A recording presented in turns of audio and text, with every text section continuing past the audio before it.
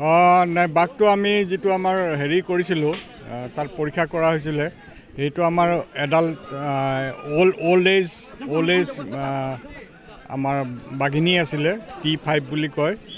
তাইক আমি এতিয়া কেপচাৰ কৰা হ'ল। এতিয়া আমি চিৰিয়াখানাত লৈ যাম। চিৰিয়াখানাত নি তাৰ স্বাস্থ্য পৰীক্ষা কৰা হ'ব। স্বাস্থ্য পৰীক্ষা কৰি যদি তাই সুস্থ বুলি ভাবোঁ, তেতিয়াহ'লে আকৌ আমি ইয়াত আমাৰ ওৰাঙত এৰি দিম। নহ'লে যদি স্বাস্থ্যটো যদি অকণমান দুৰ্বল যেন দেখা পাওঁ, তেতিয়াহ'লে তাক চিৰিয়াখানাতে ৰখাৰ ব্যৱস্থা কৰিম। ট্ৰেংকুলাইজটো কৰিলোঁ এতিয়া। ট্ৰেংকুলাইজ কৰি এতিয়া তাক আমি চিফ্ট কৰিব লাগিব ওপৰত উঠাবলৈ। আমি এতিয়া কেপচাৰ কৰাৰ পিছত এতিয়া ট্ৰেংকুলাইজ কৰিলোঁ, কৰি পেলাই নহ'লে সি এগ্ৰেছিভ হৈ যায়। তাক আমি এতিয়া হেৰি কৰি পেলাই তাক কণ্ট্ৰল কৰা হৈছে। তাৰপিছত আমি গাড়ীত উঠাই তাক হেৰিলৈ লৈ যাম।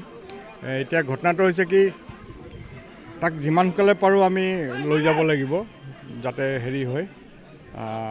আৰু স্বাস্থ্যটো পৰীক্ষা কৰি যদি সুস্থ হৈ আছে, তেতিয়াহ'লে আকৌ আমি ওৰাঙলৈ লৈ আহিম। যদি তাৰ হেৰি দুৰ্বল হৈ আছে, তেতিয়াহ'লে আকৌ তাক চিৰিয়াখানাতে ৰখাৰ ব্যৱস্থা কৰিম।